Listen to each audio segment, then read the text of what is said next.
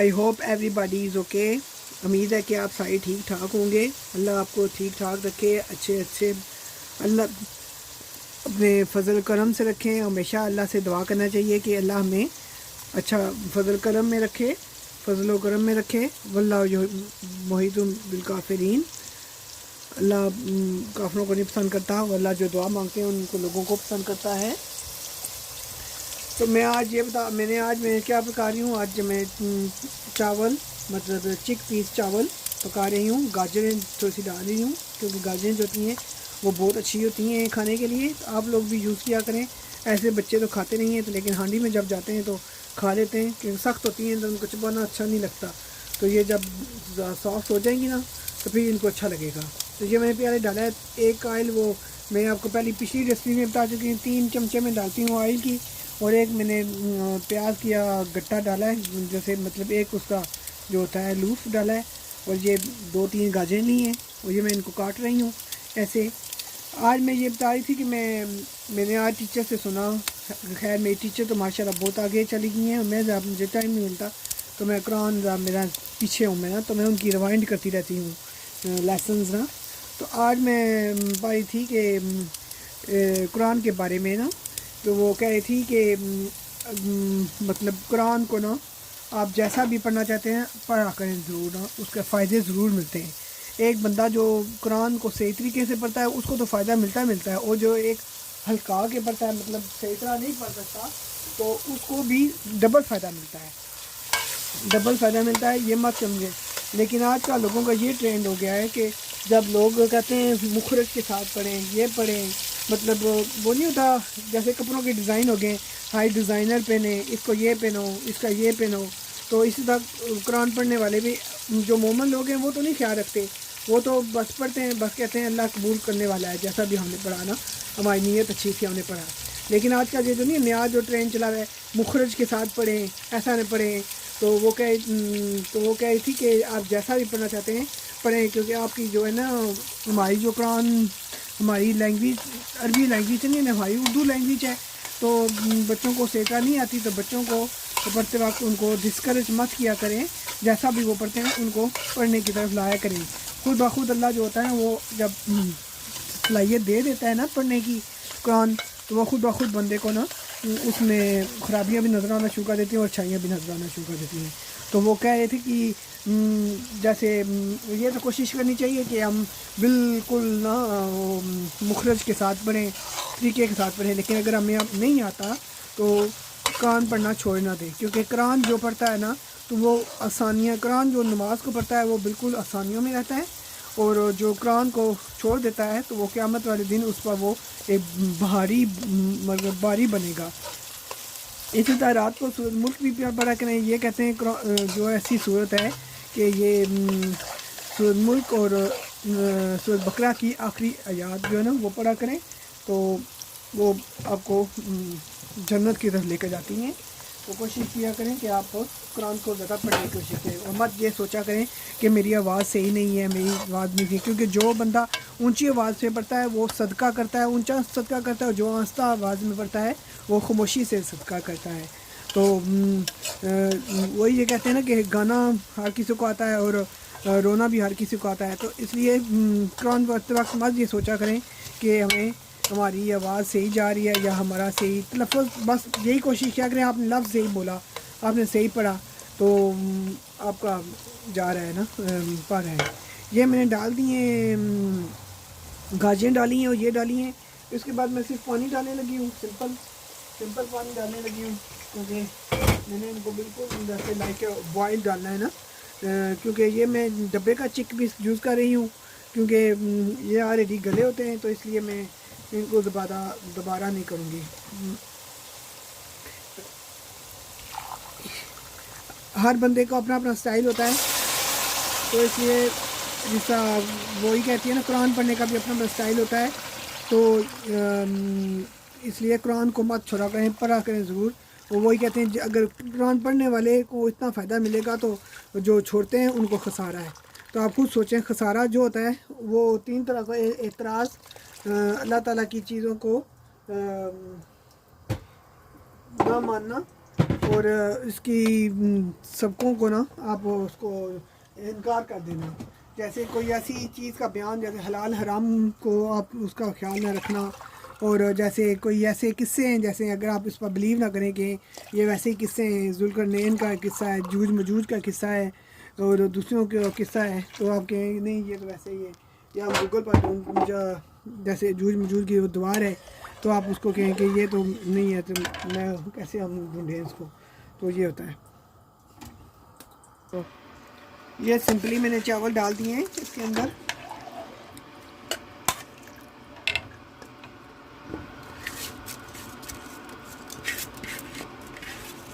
धो के डाल दिए हैं।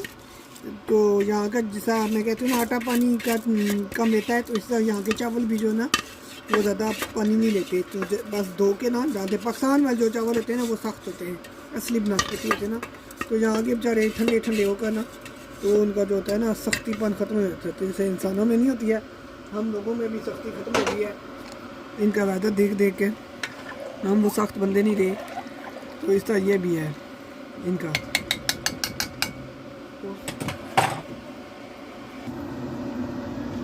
थोड़े बहुत मसाले डालने पड़ते हैं, तो इसलिए मैंने सॉल्ट डाला। सिंपल वही आपके घर के जो मसाले हैं वही आपने डालने हैं, कोई आपने नया इसमें नहीं डालना, क्योंकि आजकल नहीं खरीद, ये कुलवंजी में हर हांडी में डालती हूँ, तो इसलिए मैंने इसमें भी डालनी है। आप सोच रहे हो कि अभी मैंने चने नहीं डाले, क्योंकि चने गले में, तो उनको मैं उस वक्त डालूँगी जब वो थोड़े से पानी ऊपर आ जाएगा चावलों का ना, तो उस वक्त वो ठीक रहेंगे। ये ज़ीरा है। जितना जितना अपने घर में मसाले खाएँ भी, लेकिन थोड़े खाएँ, क्योंकि आजकल के ब्लड प्रेशर हो जाते हैं तो फिर प्रॉब्लम पड़ जाती है। तो इसलिए ज़्यादा से ज़्यादा कोशिश किया करें थोड़े ना, थोड़े डालें। बंदा ना भी डाले तब भी गुजारा नहीं होता। ये मोटी इलायची मैंने डाली है, एक चीज़ डाली है मैंने, क्योंकि मेरे बच्चे कहते हैं कि हमने नहीं मम्मा ज़्यादा नहीं डालनी। ये सूखा धनिया में डाल रही हूँ।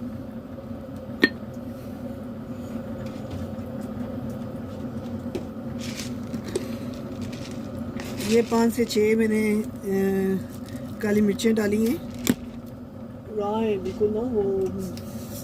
और ये मैंने सरसों डालना है। सरसों आज का पता है, आजकल वो भी करते होते हैं, सरसों के तेल में हांडी पकाते हैं, तो मैं सरसों से भी डाल देती हूँ, ताकि वाकई इसका असर है कि खांसी वगैरह अपने बच्चों को नहीं होती, मैंने नोटिस किया है ना।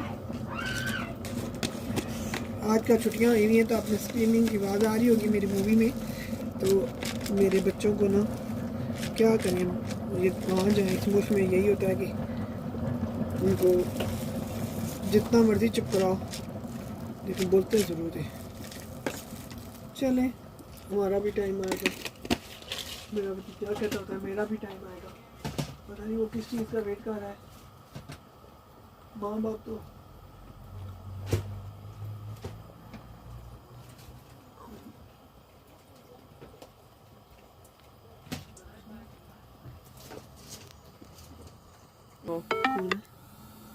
ये देखें, दालचीनी ऐसे आई नज़र आ रहा है। मैंने चने का डब्बा डाल दिया इसके अंदर।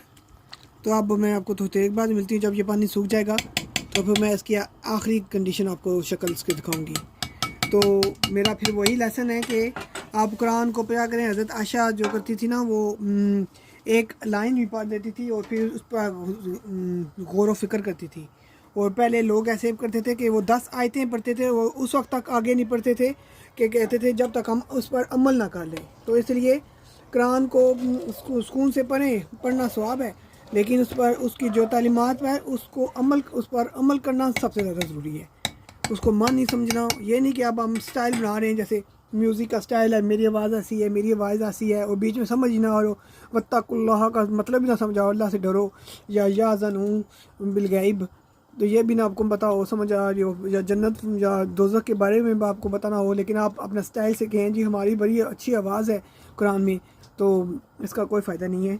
तो इसका मेन मकसद कहने का ये है कि आप कुरान पढ़ें, जैसा भी पढ़ें अल्लाह पर ये छोड़ दें, वो अल्लाह आपकी खुद वो जो होती हैं, जैसे आपसे हम नमाज़ पढ़ते हैं ना, तो इसी तरह हमारी खुसूस जो खुशूश होता है, जो नमाज की दिक्कत होती है, तो हम दुआएं मांगना शुरू कर देते हैं, हम ये करना शुरू कर देते हैं। तो इसी तरह अगर आप कुरान को रोज़ पढ़ेंगे ना, तो वो खुद ब खुद आपकी ज़ुबान भी ना सेट हो जाएगी, स्टाइल में ना आ जाएगी, जिस तरह आप चाहते ना हो जाएगी। लेकिन उसको पढ़ा का ज़रूर करें, अमल किया करें। तो तुम इतना इतना पढ़ते थे तो कि वो जन्नत दोज़ख का जो आता था ना कि तो बीमार हो जाया करते थे। अब मुझे आयत याद नहीं है क्योंकि मैंने भी अभी याद नहीं किया, तो मैं तो सिर्फ सुनती हूँ लेक्चर ना। तो मैं तो वो कहते क्योंकि वो अल्लाह का हिसाब आके आएगा, तो इस वजह से कुरान को पढ़ा करें। तो अब मैं मिलती हूँ आपको इसके बाद, जब ये पानी सूख जाएगा तो फिर मैं उसको आपको आधी कंडीशन बताऊँगी। बिल्कुल सिंपल है। मैंने क्या डाला था, पहले प्याज डाला, प्याज में थोड़ी मैंने गाजरें डाली, 3 चमचे मैंने प्याज डाले थे, 3 चमचे मैंने तेल डाला, गाजरें डाली और फिर मैंने पानी डाल दिया। पानी डाल के फिर मैंने चावल भिगोए हुए थे वो डाल दिए। और फिर आपने जो घर के मसाले हैं जो नहीं होते, काली मोटी इलायची, काली मिर्चें, ज़ीरा वगैरह ये सारे डाले, नमक डाला और फिर मैंने और बिल्कुल एंड में मैंने ना चिक पीस का जो था टिन था ना, वो मैंने खोला तो वो मैंने डाल दिया। तो अब ये पानी नाप के दिया, अगर आपकी 2 प्याली हैं तो आपने 4 डालनी है। ये तो आपको पता हो गया कि आप आज चावल नहीं खा रहे, ये तो सबको पता होता है। तो डालिए, तो अब ये सूख जाएगा तो फिर मैं आपको बताऊंगी। सिंपल, देखा कितना आसान और इतना टेस्टी चावल बनेंगे इंशाल्लाह। इसका गैस की भी बचत और आपकी लजीज। ओके, फिर मैं मिलती हूँ, अल्लाह हाफिज़। फिर मैं अभी अस्सलाम वालेकुम, मैं अभी वापस आ गई हूँ। तो ये मैं अदरक डाल रही हूँ ऊपर, तो ये शक्ल बनी है जब पानी निकल गया है। तो इसके बाद मैं जब आपको तस्वीर दिखाऊंगी जो मेरी वीडियो की, मेरी बेटी कहती है अनटाइटल होगी मामा। तो अब देखिएगा जब पानी सूख जाएगा ना तो आपके चावल बिल्कुल रेडी हैं। तो ये देखें कैसे बने अभी, ये देखें आ रहे नज़र, देखें बिल्कुल सिंपल हैं और बहुत अच्छे हैं। ये देखें, नज़र आए ना आपको, स्टीम की वजह से शायद आपको क्लियर नज़र आ रहे होंगे। ये देखिए, इस टाइम पर आप थोड़ा सा मक्खन भी डाल सकती हैं कि आपके चावल बिल्कुल ठीक हो जाएं। ठीक है, ओके। फिर मैं आपको जो आप मेरी आप तस्वीर जो ना अनटाइटल वाला देखिएगा कि कैसी आया तस्वीर। ओके, अल्लाह हाफिज़, अस्सलाम वालेकुम।